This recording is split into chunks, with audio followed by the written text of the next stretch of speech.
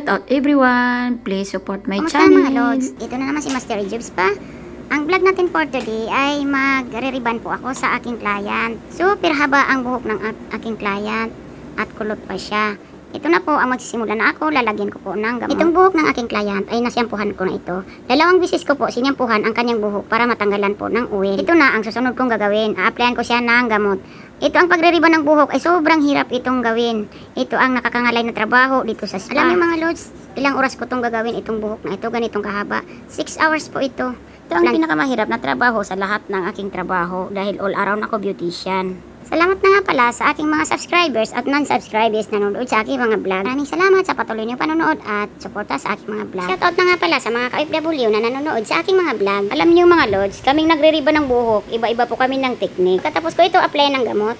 Ang gagawin ko dito ay ibababad ko ng 1.5 oras. Ang gamot dito mga lods sa ibang bansa, isang ang gamot lang ang gagamitin. Hindi po katulad dyan sa Pilipinas na 2 ang gamot dyan. Apply na number 1. Pagkatapos ng number 1 ay apply na naman ulit ng pag number 2. Ang gamit ko dito mga lods sa ibang bansa ng gamot ay tinatawag ito ng protein.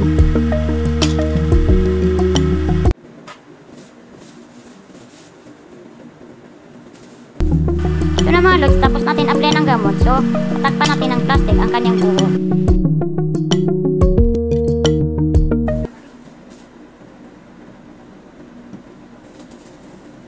Ito na mga lods, tapos na natin ibabad ang kanyang buhok sa 1.5 oras. Tingnan niyo mga lods, pagkatapos natin ibabad sa gamot, nawala po yung pagkakulot niya. Ibig sabihin po ito ay naluto na siya.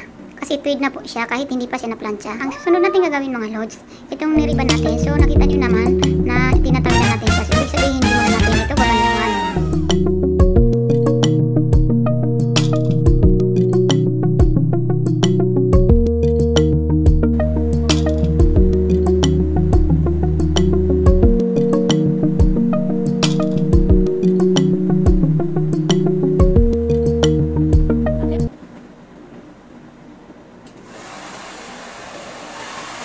Ito na mga lods.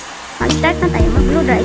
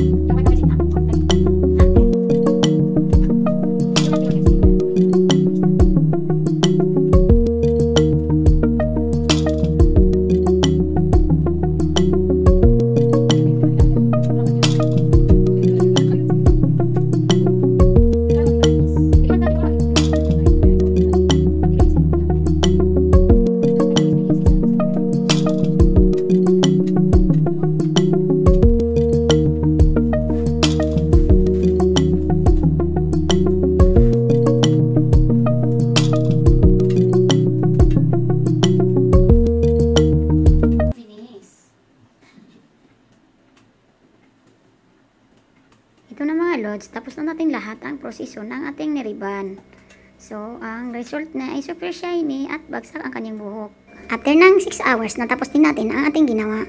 Super ganda at bagsak. Ang ganda ng client natin at napakasaya sa kanyang result.